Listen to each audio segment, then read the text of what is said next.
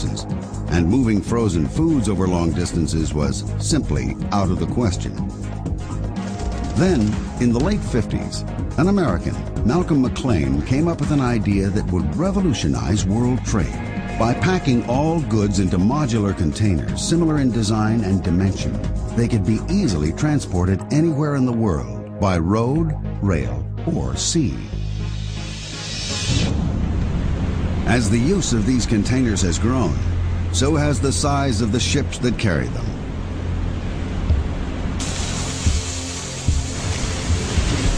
The Atlanta is one of 12 SX-class ships built for OOCL by the Samsung shipyard in Korea.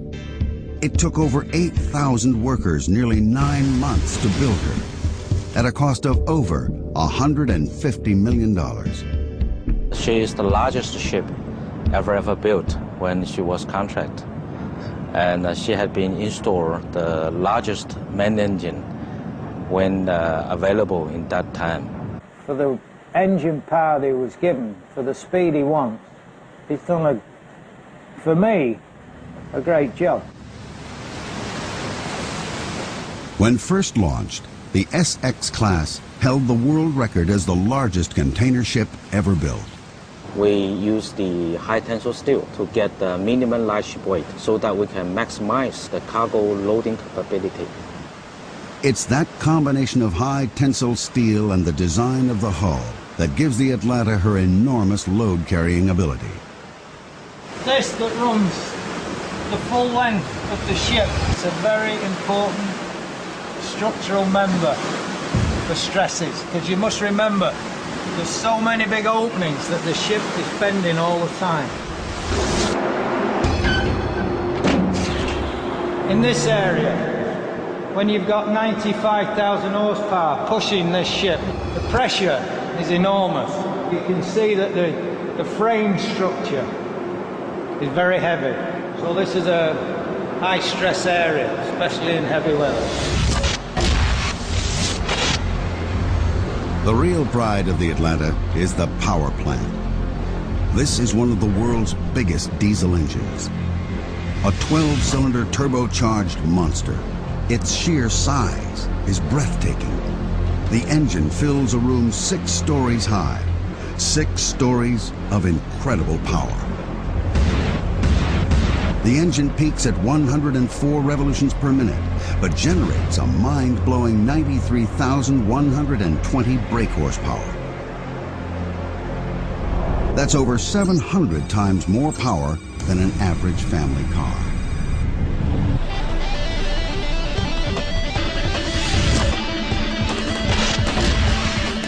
And all that power adds up to one thing: speed through the water.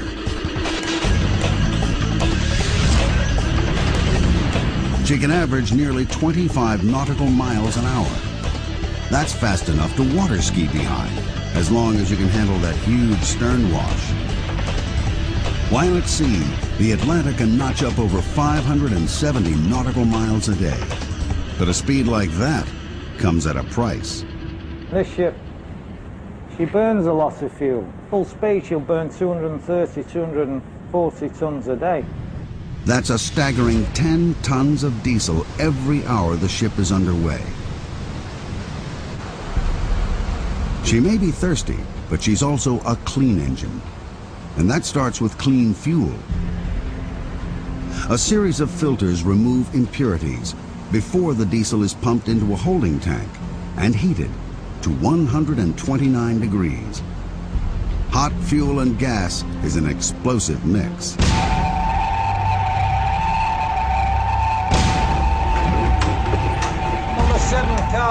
Number 7 cargo hold, the fire alarm's gone off.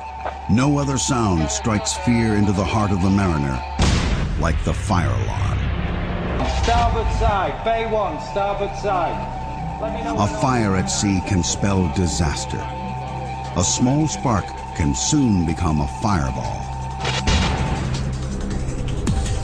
The crew have to be ready to act in an instant. In the ocean, you're on your own, you've got nobody. You've got no shore facilities, no emergency services, We just rely on our own training and our own emergency services. But a fire is the worst. In an emergency like this, First Mate Jonathan rallies the crew. The captain calls the shots. We are now proceeding forward for investigation. Aye, aye. On deck, please. Getting it right can mean the difference between survival and disaster. Both those are ready. Okay, I'm going to start the emergency fire pump. I got that. The crew have to work together closely. When the emergency pumps come on, they come on strong.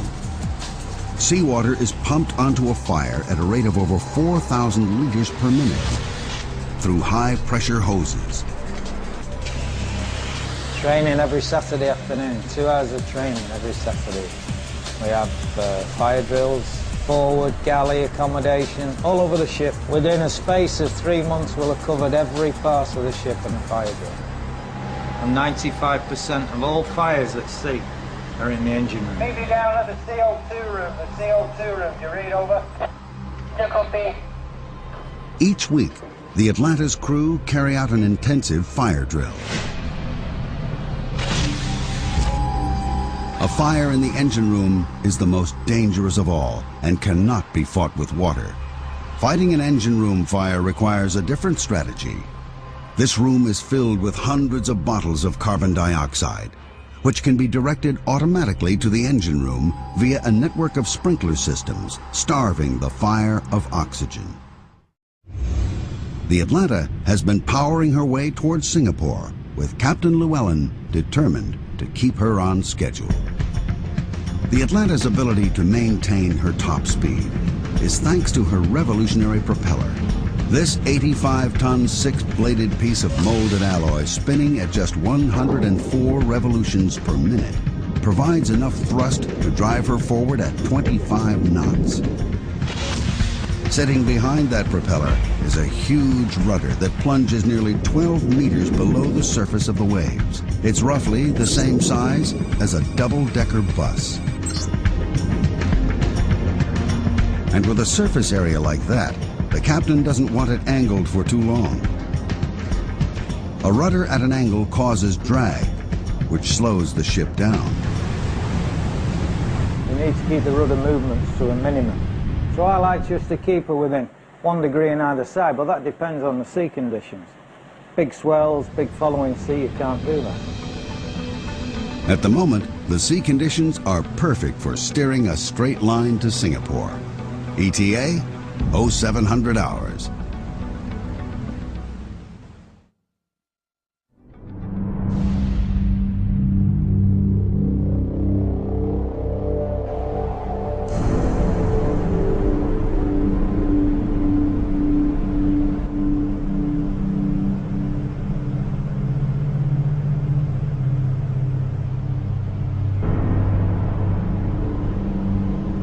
The first sign that the Atlanta's getting closer to port is the sudden increase in sea traffic.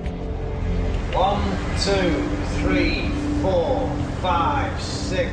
One of the problems with being a giant is avoiding the dwarves of the ocean. For the captain, arrival at port is one of the most stressful parts of the journey. He has to be ready to react in an instant. Well, it's his job to keep out of my way, but he's not moving, you see. He's still coming across. Now he's going round. Now he's going to come across my stern. It's going to be a long day for the captain and his crew. Getting into port is just the first hurdle. It's the end of, not the end of the working day, but it's because we got cargo work straight away after. But it's the end of the problems in the Singapore Strait. So we can relax a little. Engine tested head on astern. While the captain maneuvers the Atlanta carefully closer to port, 2,500 kilometers away, another key individual is frantically working behind the scenes. Eric Lee is the ship planner. At the head office in Hong Kong, he's using the latest in sophisticated cargo planning software.